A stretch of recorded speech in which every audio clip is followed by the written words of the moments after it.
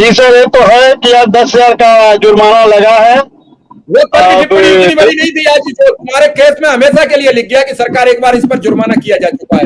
ये कोई भी सीबीआई आए चाहे कोई जज आए हमेशा पड़ेगा। अब देखा जाए सर, रिटर्न में आता है या वर्बल ही रहता है। यदि रिटर्न में आएगा तो वास्तव में एक बहुत बड़ा हम अनुदेशकों की जीत है कि यह सरकार को माननीय सीजे महोदय ने आईना दिखाने का कार्य किया है। और जिस प्रकार से उत्तर प्रदेश सरकार का रवैया चल रहा है, भारत सरकार का भी अब रवैया समझ में भी नहीं आ रहा है। हमें तो लग रहा है कि हमें दोनों लोग उत्तर प्रदेश के अनुदेशकों के साथ खेल कर रहे हैं। और क्योंकि हमें समझ में नहीं आता है कि जो भारत सरकार 3 बार हम अनुदेशकों के पक्ष में लिख कर दे चुका हो, उनको बार बार उसी बात को अब लिख कर देने में या कहने में क्या समस्या आ रही है। तो यदि 10,000 का जुर्माना हुआ है तो ये एक बहुत बड़ी माननीय सीजे महोदय के द्वारा कार्रवाई है और हम लोग इस प्रकार के कार्रवाई का स्वागत करते हैं।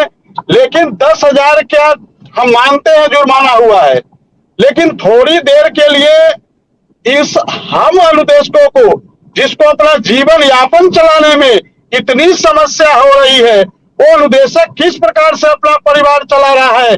जून के महीने में आपने देखा, अभी तक जून के महीने में आपने हमसे ड्यूटी भी करवा ली, लेकिन अभी तक मानदेय की व्यवस्था, भले उत्तर प्रदेश सरकार ने मानदेय भेज दिया हो, लेकिन कहीं न कहीं अधिकारियों के कार्रवाई से बहुत समझ में नहीं आता है कि अभी भी आज लगभग 10 तारीख हो गए, हमें नहीं लगता है कि 1-2 जनपद, या हमें तो अभी तक जानकारी नहीं है कि किसी जनपद में मानदेय की प्रक्रिया हुई है। यहाँ तक कि हमारे गोरखपुर जनपद में भी अभी तक नहीं हुई है।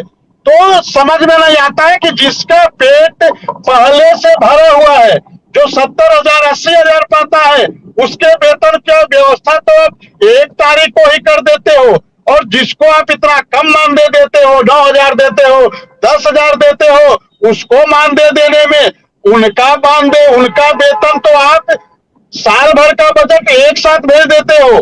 जिसका अरबों रुपया खरबों रुपया का बजट है, उसका आप एक साथ भेज देते हो, और जिसका बजट करोड़ों में है, उसका बजट पता नहीं आपको एक साथ 2-4 महीने का यदि भेज दोगे तो कौन सा तूफान मच जाएगा। लेकिन सिर्फ और सिर्फ परेशान करना है, अपने आदेशों का स्वयं पालन नहीं करना है। बहुत ऐसे जनपद है अभी तक जहां तक सर नवीनीकरण की व्यवस्था नहीं हुई है, अभी तक नवीनीकरण नहीं हुआ है, जबकि बहुत ऐसे जनपद है जहां मई का भी मानदेय अभी तक नहीं मिला है, जबकि इसी सरकार का आदेश था कि 31 मई तक यदि नवीनीकरण नहीं होता है तो स्वतः नवीनीकरण माना जाएगा। तो अपने आदेश का स्वयं पालन नहीं करते हो।